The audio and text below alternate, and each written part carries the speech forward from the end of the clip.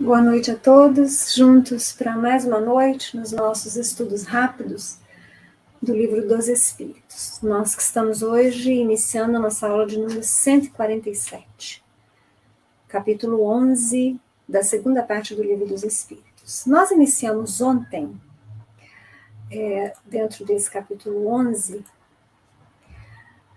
o subtítulo Os Animais e o Homem. Chegamos a ver a primeira questão desse título, que é a questão de número 592, na qual os espíritos resumiram muito bem, dizendo que basicamente nós vamos reconhecer o homem em detrimento dos animais, pela faculdade que o homem tem de pensar em Deus. Então, nessa questão de número 592, os espíritos nos disseram que o homem compartilha do organismo material. Seu organismo material tem os mesmos elementos que compõem o organismo dos animais. Mas a inteligência do homem é especialíssima. O homem, ele consegue projetar-se no futuro, ele pensa em Deus, não é?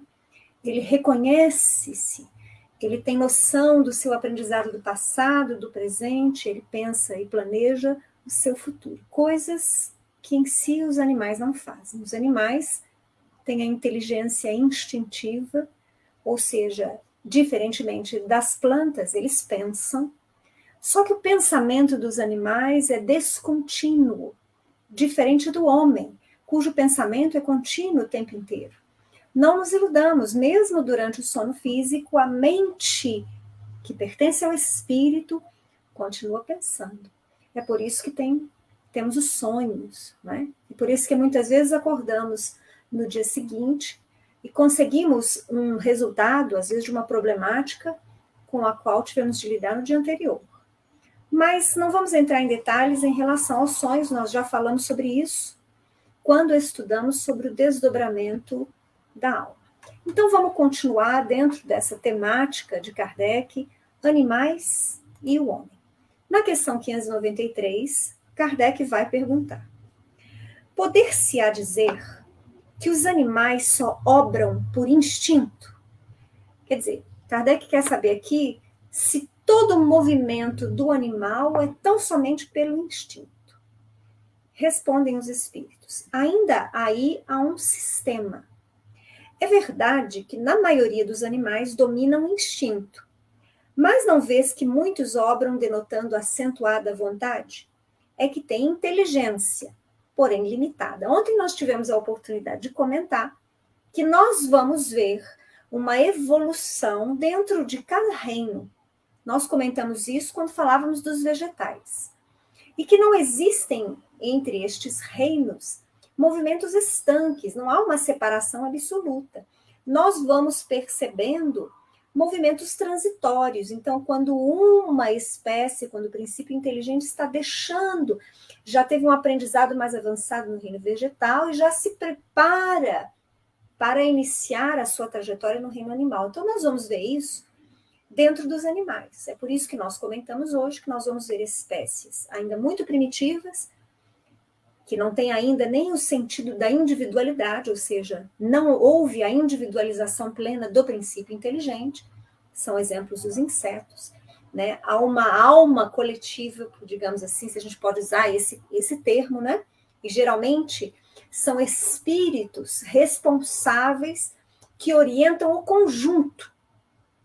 E nós vamos ter, por exemplo, nos mamíferos já um avanço muito grande, individualizado, inclusive do princípio inteligente. Então, nós podemos dizer que no início das experiências do reino animal, nós vamos ter ainda o princípio inteligente, buscando ainda experienciar a fim de individualizar-se e a fim de desenvolver a inteligência, que é uma potência. É por isso que por isso que os próprios espíritos apresentam, né, a criação do princípio inteligente universal, ou seja, a inteligência é uma potência, mas ainda não foi desenvolvida, ainda está experienciando para esse caminho. E nós vamos ver, então, a evolução através das espécies animais, culminando nos mamíferos, principalmente aqueles que têm maior contato com o homem, e ali sim já vamos ver o espírito com E minúsculo, né?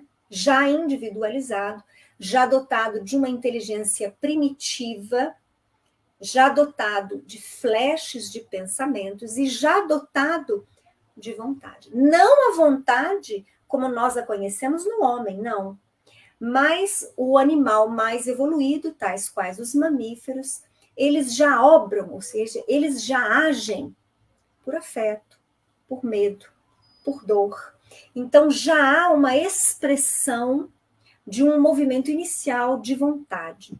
Nós vemos então esse aprimoramento da inteligência, o aprimoramento do espírito que está individualizando-se, cuja etapa final no reino animal culminará no seu início no reino hominal.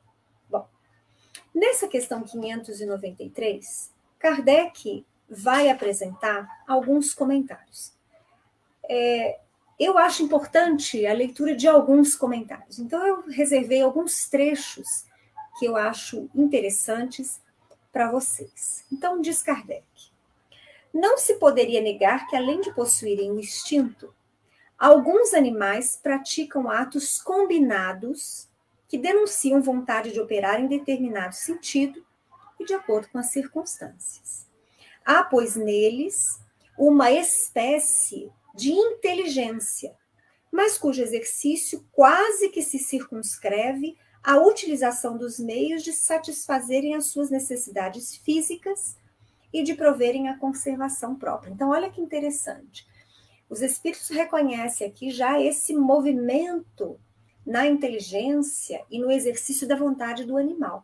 Mas eles mesmos deixam muito clara a limitação nessa inteligência e, em consequência, nesses atos de vontade, dizendo-nos que, em geral, isso se restringe, né, à conservação própria, à sua sobrevivência, né?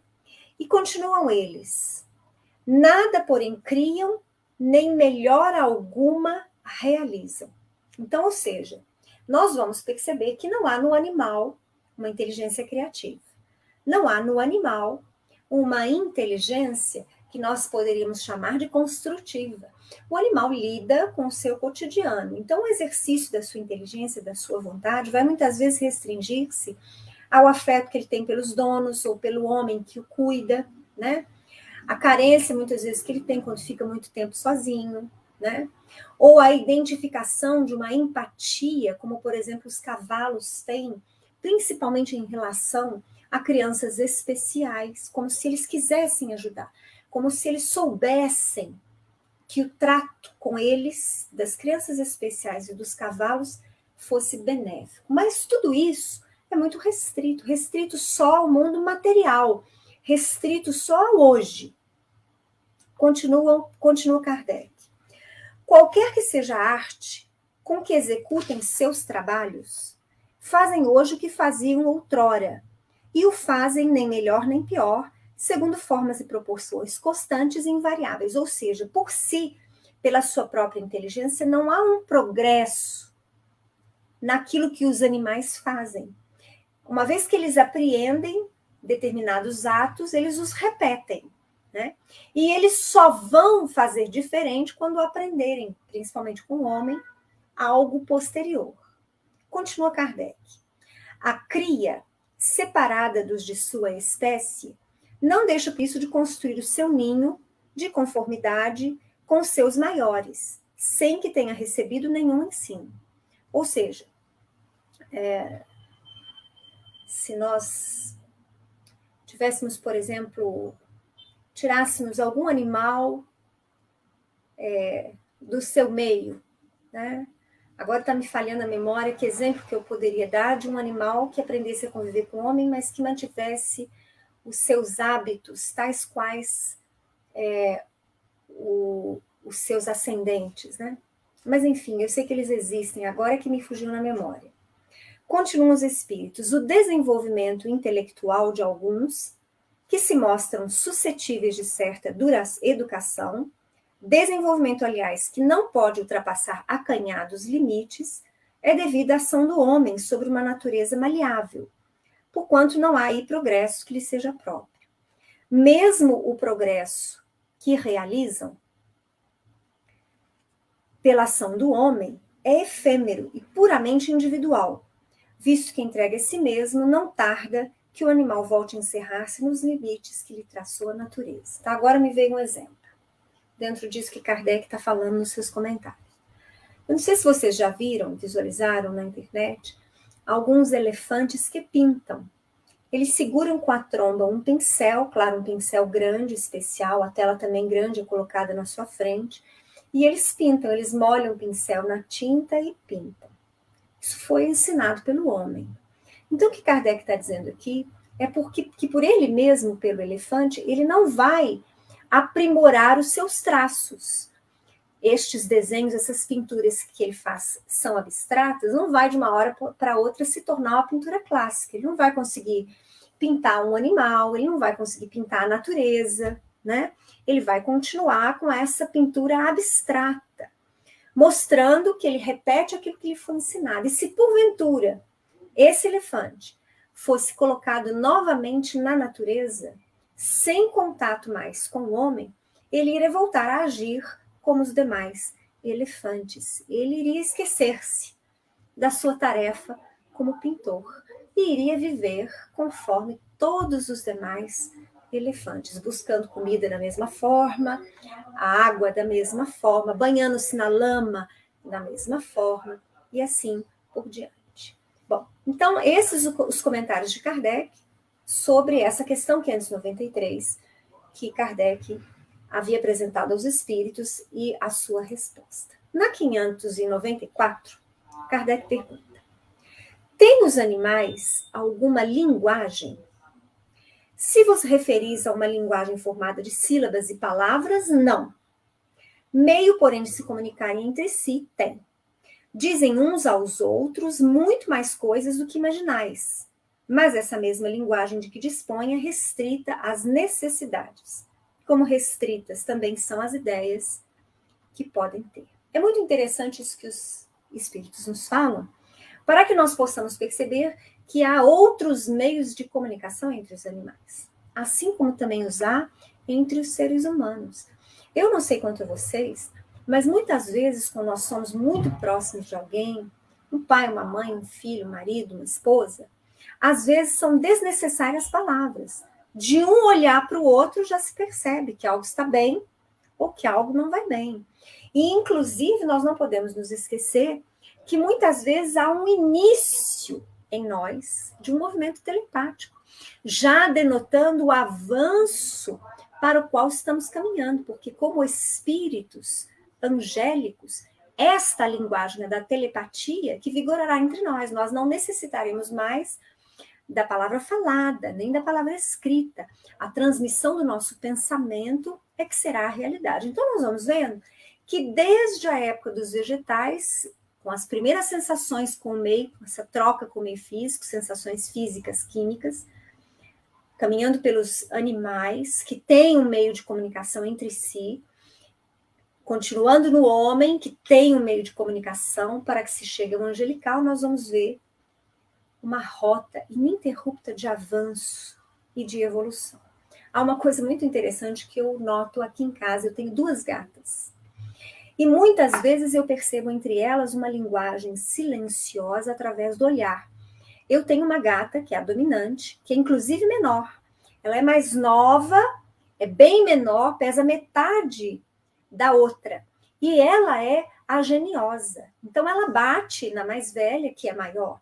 E muitas vezes eu percebo que a mais velha está, por exemplo, deitada, acomodada, tranquila, ela é toda tranquilona. Essa mais nova chega, para uma certa distância dela e a encara fixamente.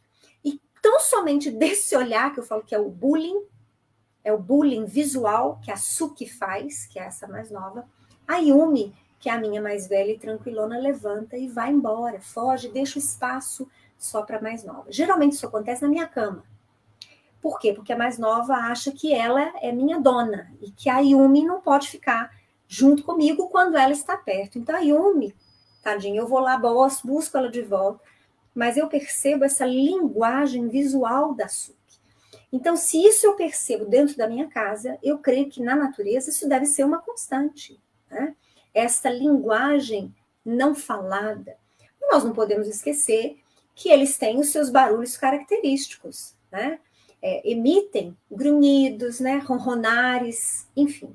Há também essa linguagem que, diferente da humana, não se utiliza de sílabas, de palavras, mas que transmite alguma coisa. Bom, ainda dentro desse aspecto, Kardec pergunta na 594A. Há, entretanto, animais que carecem de voz. Esses parece que nenhuma linguagem usam, não? Compreendem-se por outros meios. Para vos comunicardes reciprocamente, vós outros homens só dispondes da palavra? E os mudos?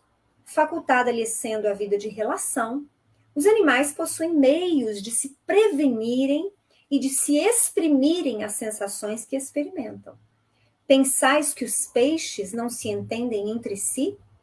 O homem não goza exclusivamente do privilégio da linguagem.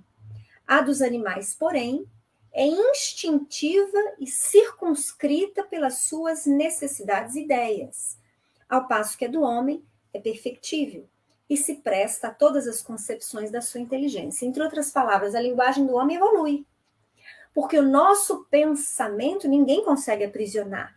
E o que eu penso hoje, amanhã eu posso estar pensando diferente. Ou seja, é perfectível. Então, a minha mente, a minha inteligência está em progresso constante. A dos animais, ainda no estágio em que se situam, a sua inteligência sendo limitada, principalmente pelo mundo material, também a sua linguagem vai estar restrita aos meios de conservação, às suas necessidades, às suas ideias limitadas ao hoje, à necessidade premente. Então, é isso exatamente que os espíritos estão dizendo. E aí Kardec faz um comentário também muito interessante, dizendo: efetivamente, os peixes que, como as andorinhas, emigram em cardumes, obedientes ao guia que os conduz, devem ter meios de se advertirem, de se entenderem e combinarem. É possível, veja bem, ele está tratando de hipóteses, porque nós não estamos conversando com o peixe para saber como é que funciona. Então, Kardec está falando de hipóteses, diante daquilo que ele observa. É possível que disponham de uma vista mais penetrante, e esta lhes permita perceber os sinais que mutuamente façam. Pode ser também que tenham na água um veículo próprio para a transmissão de certas vibrações. Como quer que seja, o que é incontestável é que lhes não falecem meios de se entenderem, do mesmo modo que a todos os animais carentes de voz, e que, não obstante, trabalham em comum. Diante disso, que admiração pode causar que os espíritos entre si se comuniquem sem o auxílio da palavra articulada? É exatamente isso. Então, os espíritos superiores se comunicam sem a linguagem articulada. É a linguagem do pensamento. É o que nós chamamos hoje de telepatia. E que o homem caminha ao seu encalço. Então, vamos lá. 595. Gozam de livre-arbítrio os animais para a prática dos seus atos? Os animais não são simples máquinas. Não são simples máquinas como supondes.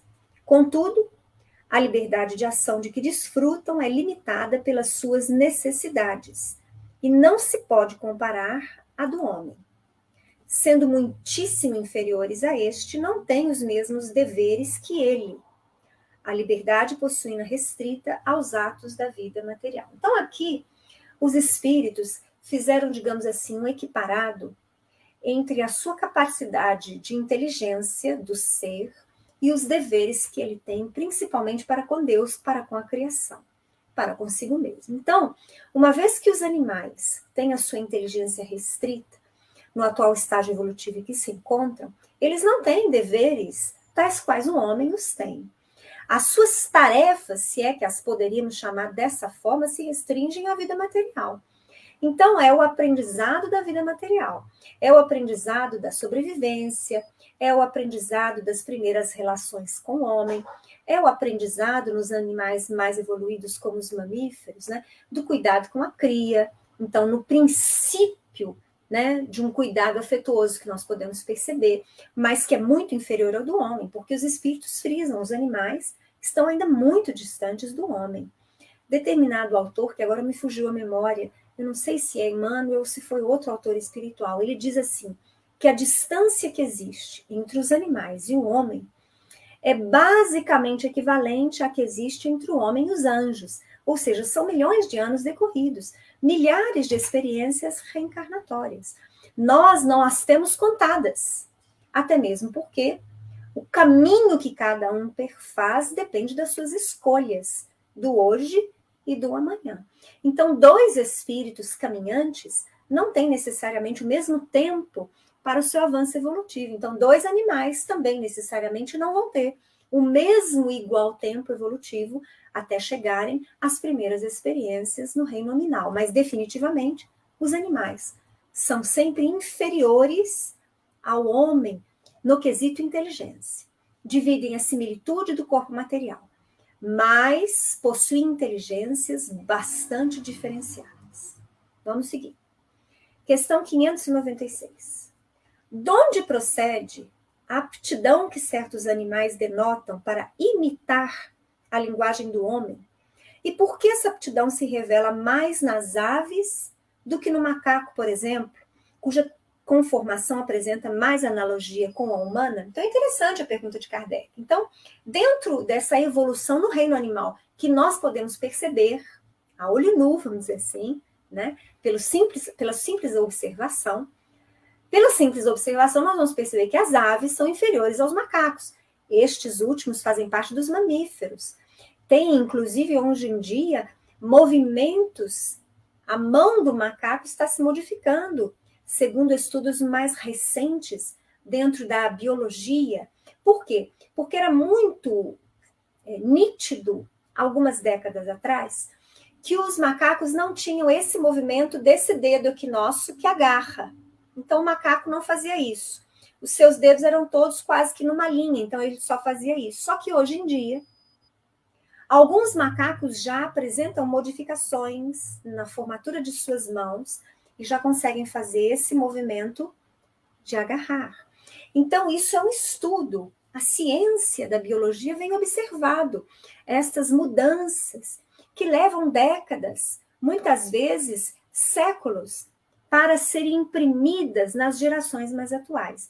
Então, Kardec fala assim, ó, eu consigo perceber, é claro que as aves estão aquém no campo evolutivo dos macacos. Mas então por quê que determinadas aves conseguem imitar a fala humana e os macacos não? É isso que Kardec está perguntando. A resposta dos espíritos é muito simples. Origina-se de uma particular conformação dos órgãos vocais, reforçada pelo instinto de imitação. O macaco imita os gestos. Algumas aves imitam a voz. Então é interessantíssimo. É quase como se a espiritualidade estivesse nos dizendo assim, olha, o instinto da imitação, ou seja, essa tendência, essa força instintiva que os animais possuem no campo da imitação, ela vai ser apresentada, dependendo da espécie, de maneira diferenciada. E é preciso que nós ressaltemos dentro deste pensamento que vamos aprofundando, que vamos alargando, que nós não vamos ter um princípio inteligente evoluindo tão somente em uma única espécie animal. Não. Nós não falamos já algumas vezes aqui nesse estudo que nós temos evolução entre as próprias espécies de animais, o inseto muito mais primitivo, né? Depois nós vamos vir caminhando, né? Os anfíbios, os répteis, né? Os vertebrados em geral e depois os mamíferos. Então, nós vemos uma escala evolutiva. É claro que com o olhar, vamos dizer assim, mediano, olhar comum, olhar simplificado. Eu não sou bióloga. Eu estou dizendo para vocês, trocando experiência com vocês, das minhas observações, principalmente considerando aquilo que eu já li a título de informação dos espíritos, aquilo que eu vou ter no livro Evolução em Dois Mundos e muitas outras obras. Então, eu vejo esse caminho evolutivo. Então, fica muito claro para mim que o princípio inteligente, que teve as suas centenas de milhares de experiências no reino mineral e vegetal, quando ele inicia a sua experiência no reino animal, ele começa das espécies mais primitivas. Mas, não necessariamente, o princípio inteligente vai ter que ter experienciado no plano material em todos os tipos dos insetos, em todos os tipos dos aracnídeos, em todos os tipos dos anfíbios.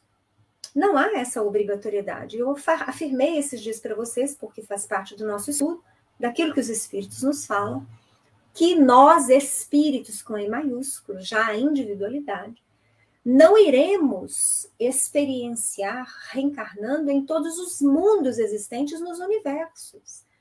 O aprendizado objetiva a perfectibilidade relativa do ser. Mas esse caminho nós não sabemos muito bem quem nos direciona.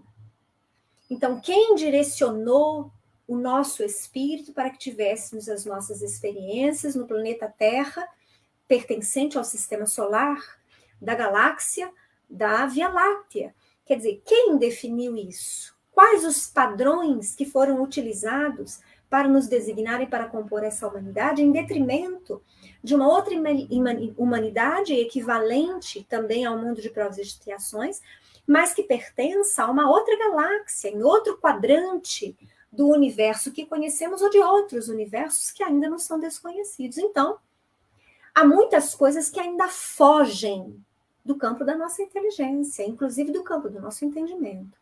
O que é preciso que nós espíritas tenhamos é este sentido de justiça, é a lógica do movimento evolutivo. Isso tem que ficar muito claro para todos vocês. Então, vamos continuar. 597.